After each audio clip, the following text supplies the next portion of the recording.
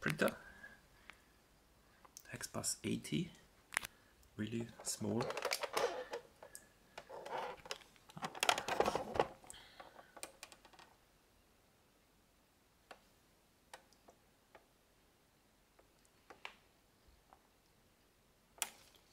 What does it say on the side? Check.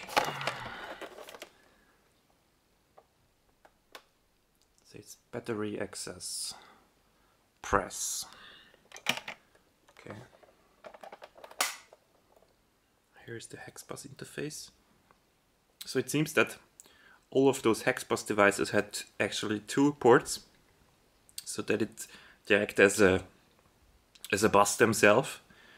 So you can hook up in series all of those devices that you have. This is the typical port for the Hex-Bus, and what does it say? B240? Yes, B-240. Whatever this means. And also this unit has no label, no serial number, or yeah, maybe this is serial number. And I don't know if it's working or not. But I got 2 extra cartridges, or I don't know how to call those. So one of those devices that is here, these little cartridges. And I don't know which type of paper they need even. I never had a printer for the TI yet, so I'm looking forward to that. And with the Hex-Bus interface for the TI-99, I can also use it with the TI-99. Okay, that seems to be interesting. Okay, I guess that's too boring for you. If I start playing with that. Let's get that out. That's sidecar peripheral. It's the RS-232 interface.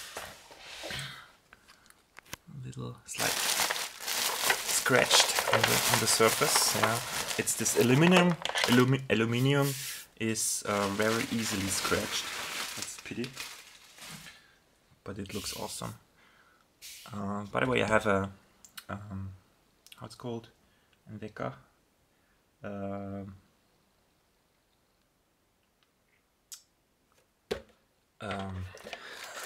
A timer. Is it called a timer? I have to look it up. In that same layout. So that's the RS-232 interface.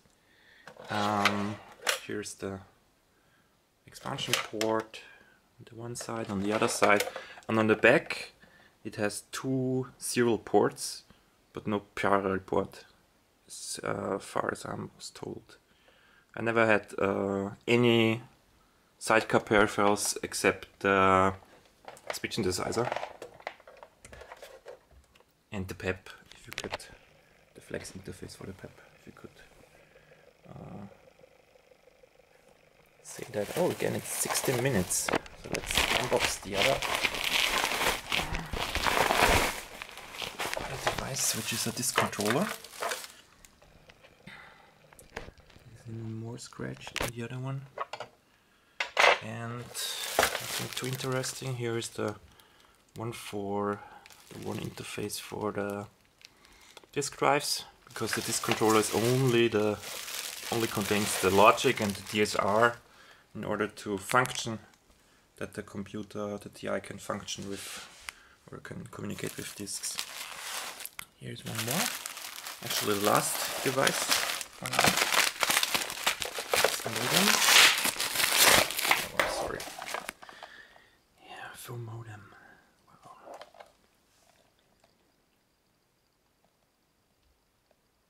This seems to be date code 5295365. Yeah, still some research necessary. Comes and connects to the RS-232 port. Either the external one or the internal PEP one, and then you can hook up to some telephone, or can use the telephone line and communicate via that from your computer.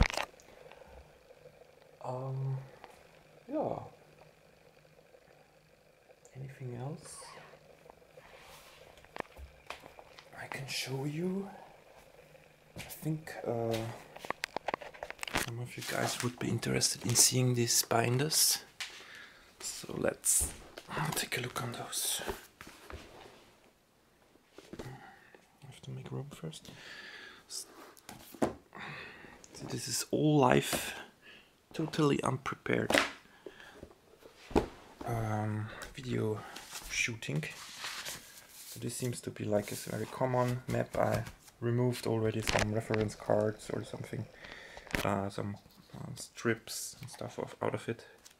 This is simply the standard user's reference guide and nothing special inside. But it's a nice map. I like that. Didn't have that yet. Here's another one. So let's see next. It's the editor assembler, it seems. Also some added addendums or some corrections. And yeah, it seems they were not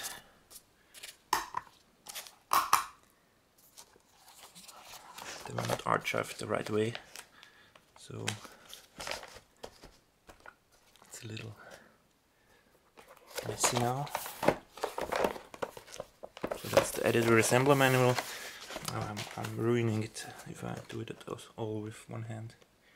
So here is the mini memory cartridge and line-by-line assembler, and you can see that. And yeah, there are more binders like that. Here is some with the TI logo, which is very uncommon, I think. That's one of them is Multiplan. Again, such a binder. TI writer and P code or P system. And there's also duplicate, so I think I've editor assembled twice and all the P code stuff twice, and user guides reference maybe also twice or something. And so not too impressed about what this contained, but anyway, was not about that. Yeah. Did I forget anything? Maybe this. That's from the Hex-Bus printer. Sorry. Okay, not too much. The Hex-Bus printer power supply.